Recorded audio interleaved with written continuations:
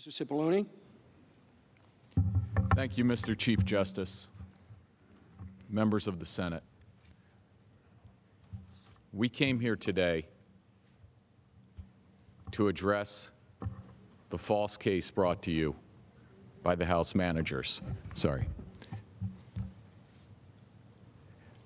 We've been respectful of the Senate. We've made our arguments to you. And you don't deserve, and we don't deserve, what just happened. Mr. Nadler came up here and made false allegations against our team. He made false allegations against all of you. He accused you of a cover-up. He's been making false allegations against the president. The only one who should be embarrassed, Mr. Nadler, is you for the way you've addressed this body. This is the United States Senate. You're not in charge here. Now let me address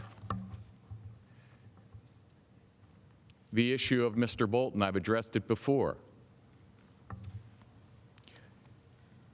They don't tell you that they didn't bother to call Mr. Bolton themselves. They didn't subpoena him. Mr. Cooper wrote them a letter. He said very clearly, if the House chooses not to pursue through subpoena the testimony of Dr. Kupperman and Ambassador Bolton, let the record be clear. That is the House's decision. And they didn't pursue Ambassador Bolton, and they withdrew the subpoena to Mr. Kupperman. So for them to come here now and demand that before we even start the arguments, that they ask you to do something that they refuse to do for themselves and then accuse you of a cover-up when you don't do it. It's ridiculous. Talk about out-of-control government. Now let me read you a quote from Mr. Nadler not so long ago. The effect of impeachment is to overturn the popular will of the voters. There must never be a narrowly voted impeachment or an impeachment supported by one of our major political parties and opposed by the other. Such an impeachment would produce divisiveness and bitterness in our politics for years to come, and will call into question the very legitimacy of our political institutions. Well, you've just seen it for yourself. What happened, Mr. Nadler? What happened?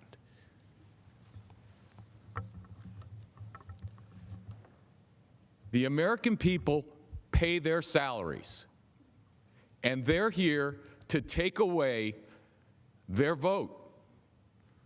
They're here to take away their voice.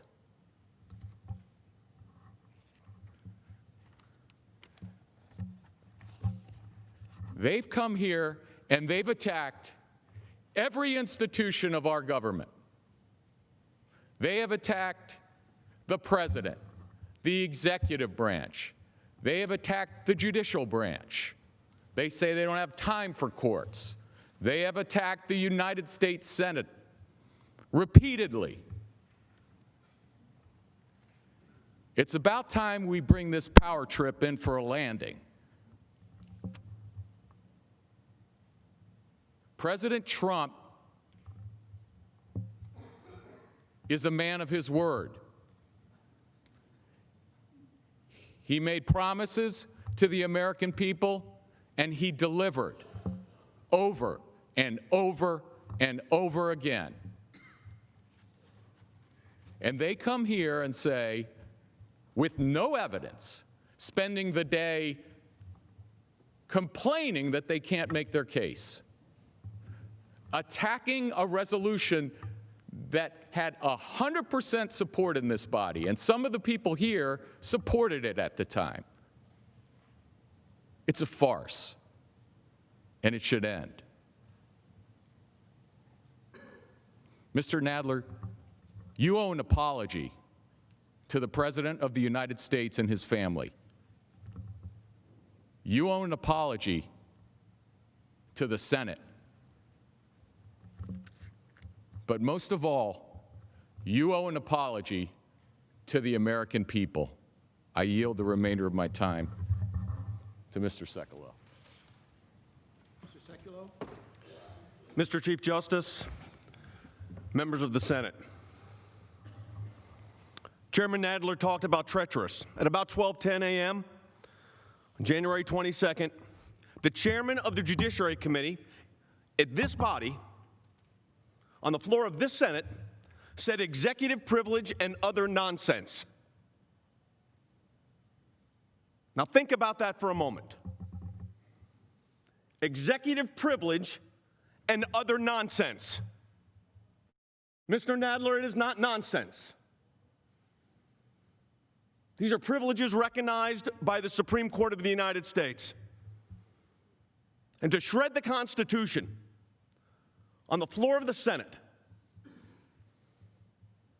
to serve what purpose? The Senate is not on trial.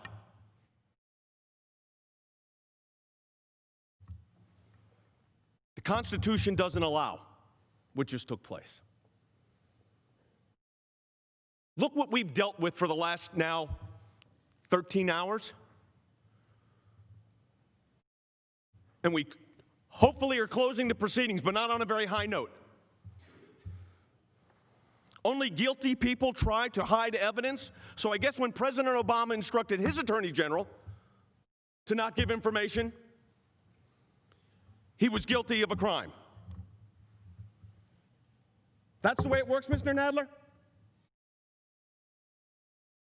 Is that the way you view the United States Constitution? Because that's not the way it was written. That is not the way it's interpreted. And that's not the way the American people should have to live. I'll tell you what's treacherous. Come to the floor of the Senate and say executive privilege and other nonsense. We yield the rest of our time. The managers have 27 minutes remaining.